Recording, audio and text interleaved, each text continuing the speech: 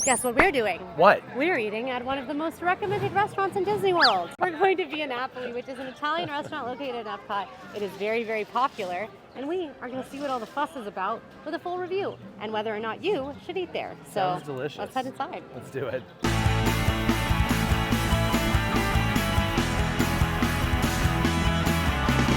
We are at our table at Via Napoli. It is the atmosphere, that's what we're talking about right now, our comments on the atmosphere. I think this is a beautiful restaurant. I'm transported. It is so light and airy in here everywhere, even though you have these we're in the, what would you call this? The loggia? I don't think that's accurate.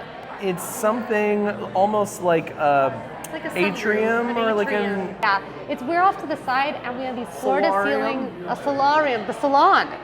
We have these floor-to-ceiling windows in here and these beautiful walls that again, it really transports you. And there's tons of natural light. And then I like the crayon added by the children. The children are really cooking with this. Yes. And then the main dining room, beautiful vaulted ceilings. It feels you're very transported. And then there's Italian art. The chandelier, when you walk in, you have to look at it. It is so gorgeous and fun and playful.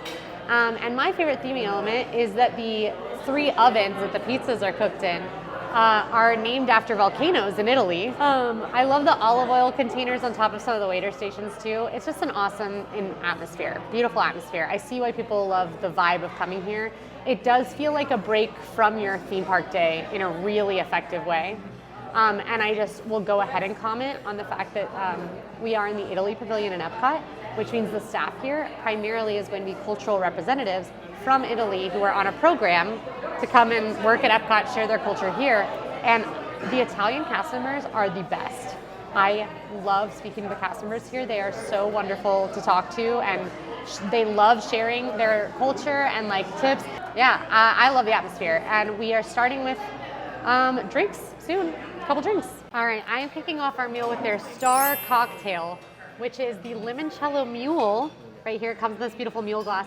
And the reason I got this is because 1, it's their featured cocktail. 2, I hear that everybody gets it. And 3, I've been recommended this by several of the Italian cast members in this pavilion who've said you have to go to Via Napoli, you have to get the limoncello mule. So here I am, I'm doing it if you're watching this. It's quite good. I don't typically like to pay for mules, even though they're one of my favorite cocktails, because they typically are mostly ginger beer. And it's a very easy cocktail to make at home and have it taste just like it does at a restaurant. And whether you add different flavors and stuff, it usually doesn't taste that different from a basic mule. So it doesn't feel great to spend, almost $20 on a cocktail out and just get something you can make at home. This is not that. There are a lot of fruit juices in this, so it really is more like a fruity cocktail, but it's not super sweet because the ginger from the ginger beer is cutting through that, but it's not super gingery either. So if you're not a ginger beer person, I still think you'll like this, unlike most mules.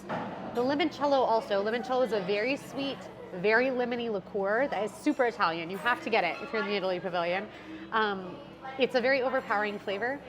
Balances in this drink. So this is a very balanced drink. It is on the sweeter side, but it's very refreshing, very summery, kind of like a sweeter sangria. Definitely a really tasty cocktail. I see why it's so often recommended and why they feature it. Breedlove, do you care to try this house-made acqua fresca? This is a house-made strawberry acqua fresca. Acqua fresca. Acqua fresca. You know why? Because it's Italian and not Spanish. Oh, this is so good. This is mashed up strawberries and sparkling water.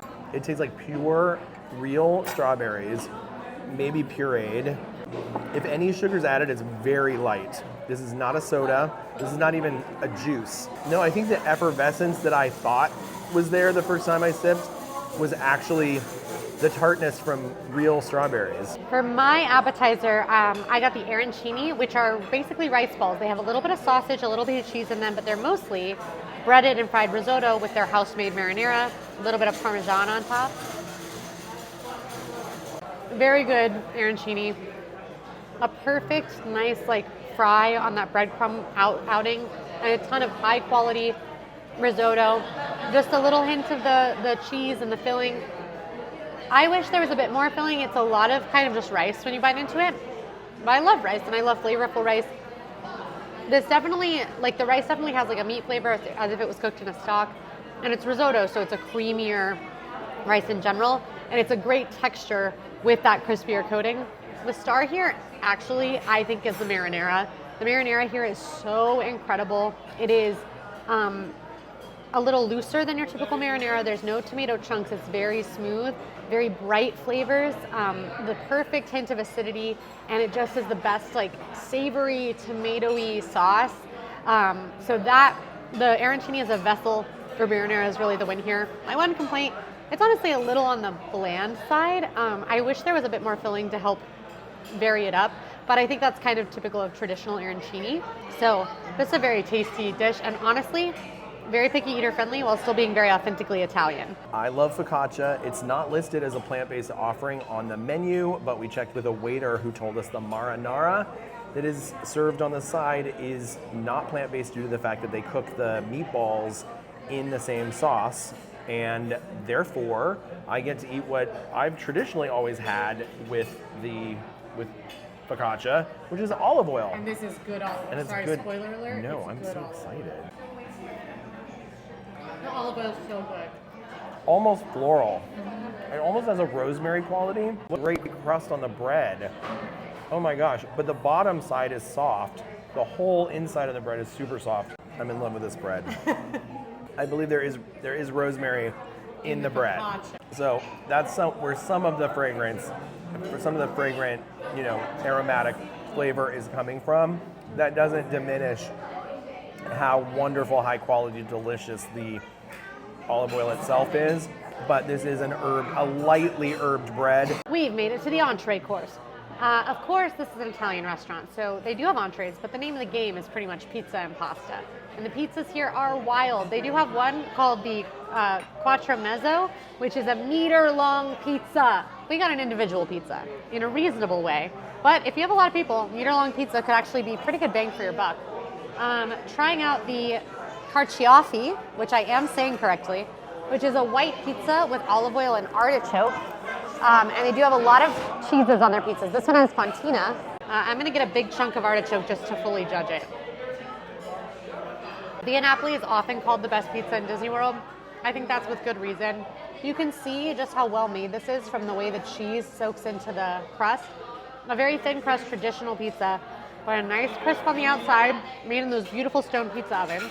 Thick layer of cheese, but seasoned perfectly with olive oil, and then the artichokes on this are so soft and delicate that they mix into your bite perfectly, but add this slight, very slight vinegary tang on the nose to really spice this up and to be a really interesting slice of pizza.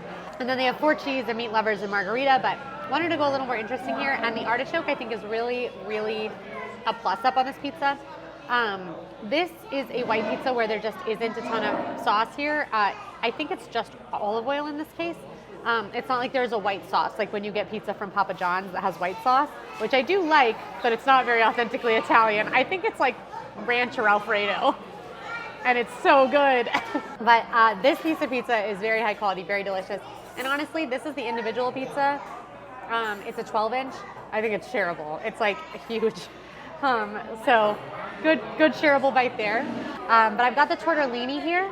This is stuffed pasta. It does have sauteed pancetta, sweet peas, and it is a Parmesan cream sauce, which is very thick. You can see that it's very, very cheesy. Look at that. So cheesy. Explosion of cheese flavor. The tortellinis are perfectly al dente and beautifully formed. These are like the ideal shape of tortellinis. This one is kind of coming apart a bit, but you can see what I mean. Sorry for holding it, but I just want to demonstrate. You can see what I mean with this perfect little U shape, the tortellini. They're folded so well. Cooked al dente. The pasta is a nice yellowish color.